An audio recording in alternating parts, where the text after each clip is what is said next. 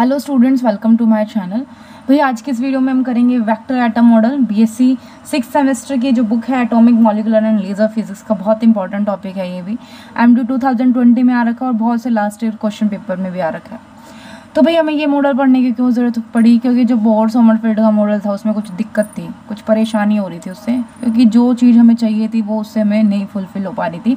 इस वजह से हमने वेक्टर एटम मॉडल की स्टडी करने के बारे में सोचा। मतलब जो साइंटिस्ट था उसने सोचा हमें तो सिर्फ पढ़ना है। ठीक है, देखो भाई, vector atom model is extension of the Bohr Sommerfeld model. Extension है किसकी? बोर सोमरफेल्ड मॉडल की। बोर सोमरफेल्ड मॉडल के बारे में भी पढ़ लेंगे हम, पहले ही पढ़ लेते हैं। ठीक है भाई, देखो वेक्टर एटम मॉडल एक्सटेंशन है बोर सोमरफेल्ड मॉडल की। लिमिटेशंस क्या थी? बोर सोमरफेल्ड मॉडल की लिमिटेशंस के बारे में पढ़ते हैं कि भाई उसने ऐसा क्या नहीं करा था कि जिससे हमें वेक्टर एटम मॉडल की ज़रूरत पड़ गई। 9 मार्क्स में आता है क्वेश्चन, बहुत इंपॉर्टेंट है। देखो, the relative intensities of the line of spectra of it atom could not be explain on the basis of Bohr Sommerfeld model. जो इंटेंसिटी थी ना, जो हमें स्पेक्ट्रम मिलता था उसकी इंटेंसिटी के बारे में अच्छे से जो बोर सोमरफेल्ड मॉडल है वो एक्सप्लेन नहीं कर पाता था। इस वजह से भी हमें वेक्टर एटम मॉडल की ज़रूरत पड़ी। नेक्स्ट पॉइंट क्या है? जो बोर सोमरफेल्ड मॉडल था वो एनोमलस जीमन इफेक्ट और स्टार्क इफेक्ट के बारे में भी नहीं बताता था। इस वजह से भी हमें वेक्टर एटम मॉडल की ज़रूरत पड़ी।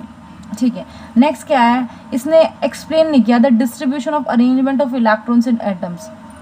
जो डिस्ट्रीब्यूशन होता है ना इलेक्ट्रॉन्स का, या अरेंजमेंट होती है इलेक्ट्रॉन्स की एटम के अंदर, उसको भी ये क्या किया, इसने एक्सप्लेन नहीं कर पाया।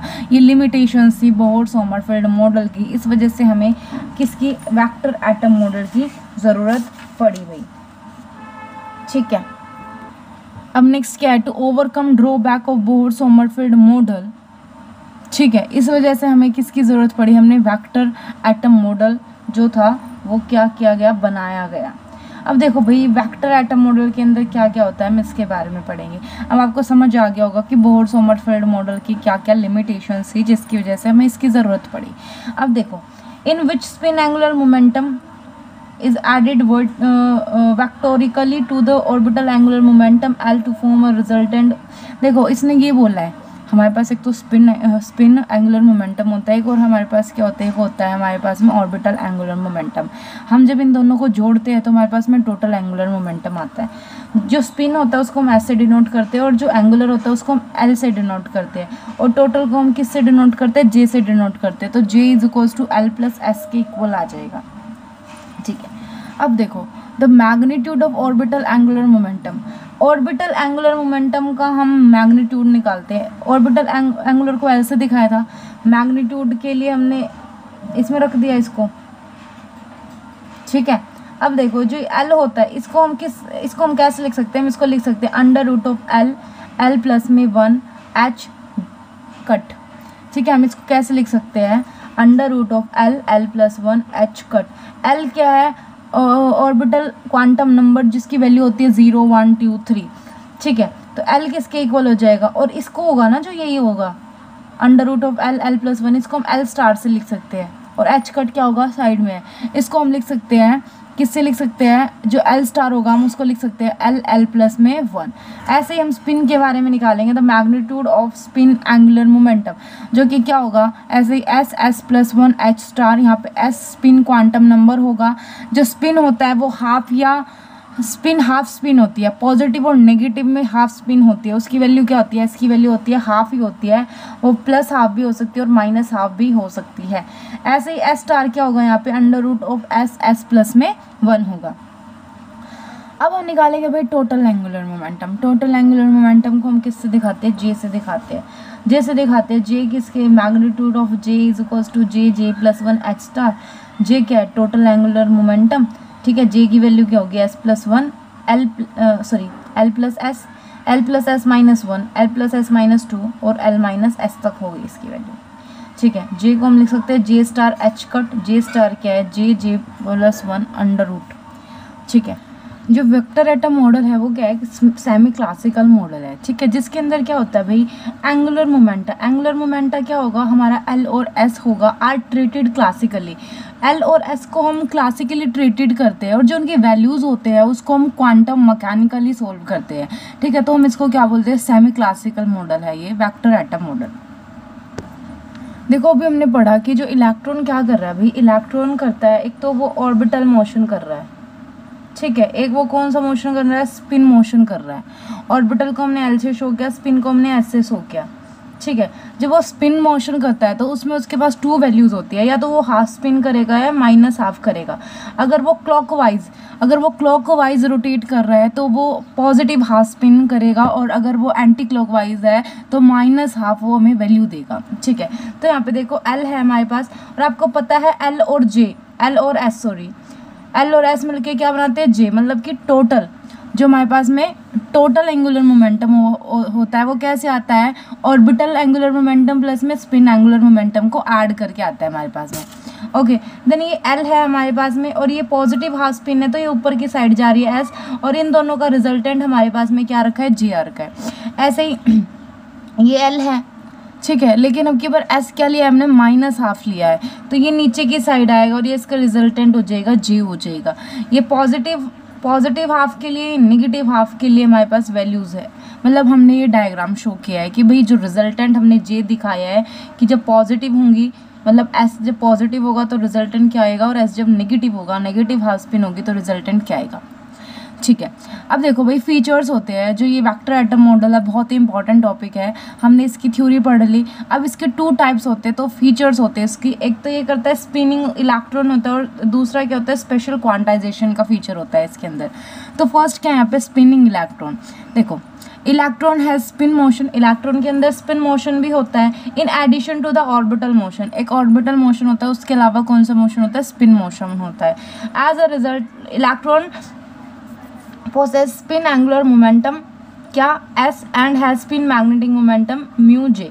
देखो अब हमारे पास में क्या होता है, स्पिन एंगुलर मोमेंटम होता है, ठीक है, और स्पिन मैग्नेटिक मोमेंट होगा, जिसको हमने किससे डिनोट किया है, यहाँ पे हमने म्यू एस से हम इसको डिनोट करेंगे, क्योंकि जे हम किसके लिए यूज़ करेंगे, टोटल एंगुलर मोमेंटम के लिए करेंगे यूज़, ठीक है। तो देखो स्पिन इलेक्ट्रॉन्स में बताया इसने कि भाई इलेक्ट्रॉन्स का रिजल्ट क्या होगा, कि एंगुलर मोमेंटम तो एस होता है, स्पिन एंगुलर मोमेंटम एस होता है, और स्पिन मैग्नेटिक मोमेंट क्या होगा, वो म्यू एस से शो करेंगे। अब देखो the magnitude off spin angular momentum, magnitude spin का मैग्नीट्यूड क्या होगा, एस का मैग्नीट्यूड क्या होगा, हम इसको कैसे लिख सकते हैं, एस प्लस में 1 और क्या एच कट लिख सकते हैं, ठीक है। इसको हम क्या लिख सकते हैं, एस स्टार, और ये क्या हो जाएगा एच कट। यहाँ पे एस स्टार क्या होगा हमारे पास में, एस स्टार क्या होता है, under root of S plus में 1 हो जाएगा हमारे पास में। अब देखो तो magnitude off spin magnetic moment, हमने क्या निकाला, स्पिन एंगुलर मोमेंटम निकाला था, ये एस हमारा क्या है, स्पिन एंगुलर मोमेंटम। अब हम क्या निकालेंगे, स्पिन मैग्नेटिक मोमेंट, जो कि क्या होता है म्यू एस का क्या लेंगे हम यहाँ पे, मैग्नीट्यूड लेंगे, जो कि किसके इक्वल होता है, ई एम, और एस स्पिन के लिए शो रहा है, ई यहाँ पे क्या है, चार्ज है, एम क्या है, मास है। तो आपको याद रखना है यू एस क्या है, ई बाय एम एस होगा हमारे पास में। अब देखो यहाँ पे हम एस की वैल्यू पुट करते हैं, ये हमारे पास क्या होगा, mu S under root of mu S E by में एम एस। अब यहाँ पे वैल्यू पुट करेंगे, वैल्यू पुट करते हैं भाई, यहाँ पे देखो mu S is equals to magnitude है ई एम बाई में एस, एस की वैल्यू क्या है यहाँ पे, एस की वैल्यू आ जाएगी अंडर रूट एस प्लस में 1, और एच कट भी चल रहा है हमारे साथ में, ठीक है। अब देखो इसकी एस की वैल्यू क्या है हमारे पास में, एस हमने हाफ स्पिन यूज़ करेंगे तो एस की वैल्यू हाफ पुट करेंगे यहाँ पे, तो यहाँ पे हाफ पुट करो एस की जगह, हाफ प्लस में 1 H cut E by M.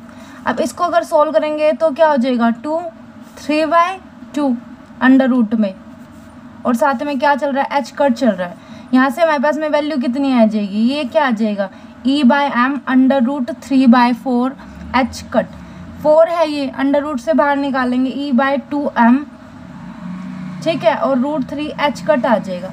अब यहाँ से देखो आप, ई एच कट अपॉन में 2m, E H cut upon में 2m, यहाँ पे क्या आएगा, रूट 3 आएगा, ठीक है। अब एच कट को हम क्या लिख सकते हैं, देखो ये मैंने ये लिखा है, एच कट का मतलब क्या होता है, एच कट का मतलब होता है एच अपॉन में 2 पाई, एच कट का मतलब क्या होता है, एच अपॉन में 2 पाई होता है। तो एच कट की जगह आप क्या लिखोगे, एच कट की जगह आप लिखोगे एच अपॉन में 2 पाई और यहाँ पे 2 था ही पहले से ही, तो ये कितना बन जाएगा, ये बन जाएगा E/4πmh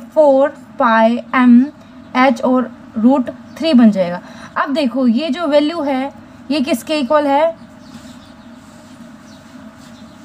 बोर कांस्टेंट के इक्वल है, ये पता है, हमने बोर्ड में पढ़ा है। और ये साथ में क्या आ जाएगा, √3 आ जाएगा। ठीक है, तो हमने यहाँ पे डिराइव कर ली here this is equals to this. ये हमारे पास होता है भाई बोर मैग्नेटॉन। ठीक है, तो ये हमारे पास जो हमारा फर्स्ट था स्पिनिंग इलेक्ट्रॉन, हमारे पास ये फर्स्ट फीचर हमारा हो गया है किसका, वेक्टर एटम मॉडल का। अब भाई हम सेकंड फीचर के बारे में पढ़ेंगे। ठीक है, अब देखो सेकंड फीचर क्या है, स्पेशल क्वांटाइजेशन। स्पेशल क्वांटाइजेशन के अंदर क्या होगा, आप ये देखिए। देखो स्पेशल क्वांटाइजेशन, अभी देखो सबसे पहले तो ये जो वेक्टर एटम मॉडल है इसमें हम इसको कंपेयर करके चल रहे हैं किसके साथ, बोर जो सोमरफेल्ड मॉडल था उसके साथ में।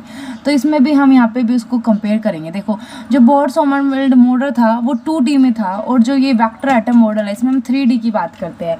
और अगर हम यहाँ पे 3D की बात कर रहे हैं तो हम यहाँ पे वेक्टर क्वान्टिटीज़ की भी बात करेंगे।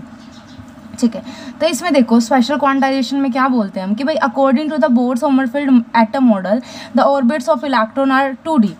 जो ऑर्बिट्स थे इलेक्ट्रॉन्स के वो 2D में थे, सो जो इलेक्ट्रॉन्स पोसेस करेगा 2 डिग्रीज ऑफ फ्रीडम।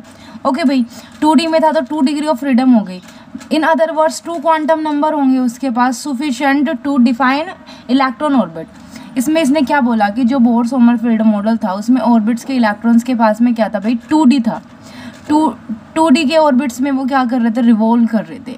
ठीक है, इसलिए 2 डिग्रीज ऑफ फ्रीडम थी और 2 ही क्वांटम नंबर थे।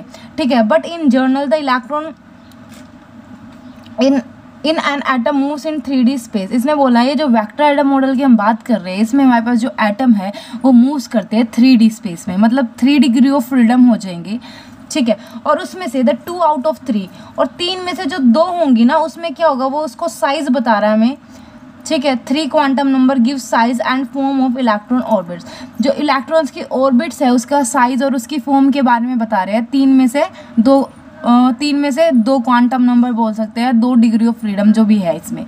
ठीक है, बट जो थर्ड वन होगी, whereas the third quantum number, जो थर्ड वन है वो क्वांटाइज करता है the orientation of electrons orbit. Electrons orbits की क्या orientation, thus only certain discrete orientation of electrons are allowed. देखो भाई इलेक्ट्रॉन ऑर्बिट में रिवॉल्व कर रहा है, ठीक है, उसकी ओरिएंटेशन है, डिफरेंट टाइप्स की ओरिएंटेशन है, बट हम सभी ओरिएंटेशन को कंसिडर नहीं कर सकते। कुछ सफिशिएंट कंडीशन ही या कुछ कंडीशन जो किसी कंडीशन के अंडर काम करेगी, सिर्फ उन्हीं को हम क्या कर सकते हैं, अलाउ कर सकते हैं। तो इसने बोला है thus only certain discrete orientation of electron orbits are allowed, the spatial quantization make electron orbits vector quantities. हम यहाँ पे 3D की बात कर रहे हैं तो हमें कौन सी क्वांटिटीज मिलेगी, वेक्टर क्वांटिटीज हमें मिलेगी। ठीक है, आई होप आपको इतना समझ आ गया होगा। अब हम नेक्स्ट करते हैं। देखो अब इसमें ये डायग्राम समझो आप लोग, ये जो डायग्राम है ये बना के आना आपको, इंपॉर्टेंट डायग्राम है ये।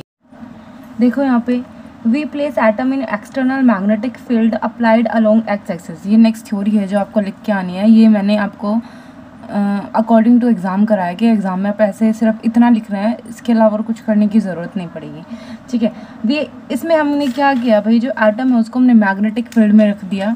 ये मैग्नेटिक फील्ड अप्लाई कर रखी है बी, ये यहाँ पे नहीं आएगा, ये यहाँ पे आएगा। बी मैग्नेटिक फील्ड अप्लाई कर रखी है हमने। ठीक है, ये हमारा जेड के अलोंग मैग्नेटिक फील्ड अप्लाई कर रखी है। ये हमारा क्या है, एल वेक्टर। एल वेक्टर क्या होता है हमारा, जो एंगुलर मोमेंट, जो ऑर्बिट के ऑर्बिटल एंगुलर मोमेंटम होता है वो इसके अबाउट प्रेसिस कर रहा है। ठीक है, प्रेसिस का मतलब क्या होता है, जैसे लट्टू नहीं होता घूमता, ऐसे ऐसे ऐसे ऐसे वो जो घूमता है, जैसे कि ये है, इसके अराउंड हम ऐसे चक्कर लगाए, उसको हम बोलते हैं प्रेसिस करना। ये देखो ये मैंने शो भी कर रखा है, जैसे ये इसकी डायरेक्शन है, ये लट्टू ऐसे घूम रहा है तो उसको, या इस डायरेक्शन में घूम रहा है तो हम उसको प्रेसिशन बोलेंगे। ठीक है, ये भी इसके अराउंड क्या कर रहा है, प्रेसिस कर रहा है। ठीक है, इसको हमने LZ लिखा है और ये हमने क्या लिया, हमारा थीटा लिया है। ओके, ये प्रेसिस कर रहा है और ये हमने डॉटेड लाइन से शो किया है। अब यहाँ पे देखो हमने we place atom in external magnetic field applied along Z axis and normal to the plane of the orbits moves angle theta with Z axis. ठीक है, हमने देखा थीटा के साथ में एंगल के साथ वो ऐसे प्रेसिस कर रहा है, मूव कर रहा था वो। ठीक है, due to applied external magnetic field the plane of orbit precess about B. अब बी मैग्नेटिक फील्ड थी जो मैंने शो की थी आपको, उसके अगर हमने एक्सटर्नल मैग्नेटिक फील्ड किया है उसकी वजह से ऑर्बिट प्रेसिस कर रहा है बी के अबाउट। ठीक है, बी के अराउंड वो प्रोसेस कर रहा है।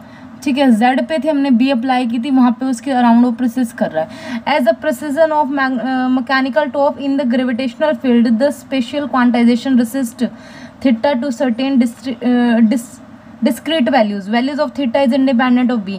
अभी बताया था कि कुछ वैल्यूज़ ही होगी जो थीटा की हम लेंगे, सारी वैल्यूज़ नहीं लेंगे हम। ठीक है, क्यों नहीं लेंगे? क्योंकि भाई कुछ कंडीशन होती है, ओरिएंटेशन हर वैल्यू नहीं लेंगे हम, उसकी कुछ ही वैल्यूज़ लेंगे। ठीक है, और जो थीटा होगा वो इंडिपेंडेंट होगा, बी पे वो डिपेंड नहीं करेगा। But the rate of precision depends on the field strength. देखो जितना मैग्नेटिक फील्ड स्ट्रॉन्ग होगा उतना ही प्रिसिजन होगा। ठीक है, तो जो प्रिसिजन होगा वो रेट ऑफ किस पे डिपेंड करेगा? फील्ड की स्ट्रेंथ पे वो डिपेंड करेगा। ठीक है, अब देखो the Z component of L, L का जेड कॉम्पोनेंट निकालेंगे हम। किसका? जेड। ये जो एल जेड है इसका हम कॉम्पोनेंट निकालेंगे। किसके इक्वल होता है? एल जेड होता है एम एल एच अपॉन में 2 पाई। एम एल क्या है? मैग्नेटिक ऑर्बिटल क्वांटम नंबर है जिसकी वैल्यू -L to L होती है। ठीक है, अब एल जेड अपॉन में एल, इसको एल से डिवाइड करा दिया। एल जेड हमारे पास था, एल हमें पता है कितना होता है, √L L+1 H/2। ठीक है, इससे ये कैंसिल हो गया तो हमारे पास में क्या बचेगा? cos theta is equals to M L upon में L L+1। तो भाई यहाँ पे हमारा कंप्लीट हो जाता है ये क्या? हमारा वेक्टर एटम मॉडल, जो कि बहुत ही ज़्यादा इंपॉर्टेंट है, लास्ट ईयर के क्वेश्चन पेपर में बहुत बार आ चुका है। ठीक है, तो आप वीडियो, अभी आपके एग्ज़ाम हैं, ठीक है, तो आप वीडियो को देख लेना। Thanks for watching.